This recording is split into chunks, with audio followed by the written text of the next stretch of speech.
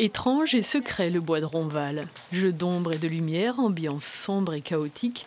Thomas Dupont, conteur de ballades, y a trouvé une atmosphère. Il y en a qu'on l'œil, Des histoires qui font un peu peur, tempête et mer déchaînée. Parfois le diable vient y glisser une oreille et l'on se prête au conte avec délice. Lui, il a tellement pêché, tellement été en mer, qu'il a la peau toute ridée par le sel.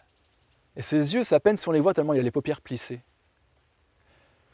Lui, il regarde là-bas au fond, il voit le ciel noir et il dit « Ça, c'est pas un temps à mettre une voile dehors. » Alors la mer est rentrée et vague contre la falaise, vague contre la falaise, vague contre la falaise. Et les maisons de briques et de broc éventrées. Thomas aime les allers-retours entre hier et aujourd'hui, entre histoire et légende. Ça part d'un fait historique, qui est le fait de la destruction du port d'Ault lors d'une tempête au XVIe siècle.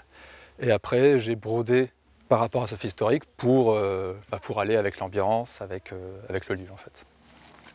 Un peu plus loin, tempête et frayeur moyenâgeuse oubliée, on sort du bois. Paysage époustouflant, d'un côté les falaises de Mers-les-Bains, de l'autre celle d'Ault. Et la mer. Par ces histoires, Thomas nous emmène d'une émotion à l'autre et le décor ajoute encore un peu d'intensité à ses récits.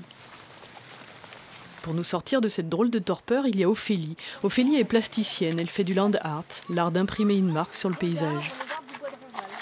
C'est une manière de se fondre dans la nature et de quitter son chevalet aussi. C'est une manière d'aborder l'art autrement. C'est le lien un peu entre l'art et la vie, le quotidien. Le potager, c'est du land art en quelque sorte aussi. Là, elle va demander aux marcheurs de fabriquer un arbre avec les galets, les algues et la craie de la plage. Ils dessineront leur maison au bout des branches. Une œuvre collective et tout à fait éphémère puisqu'elle sera balayée par la première marée venue.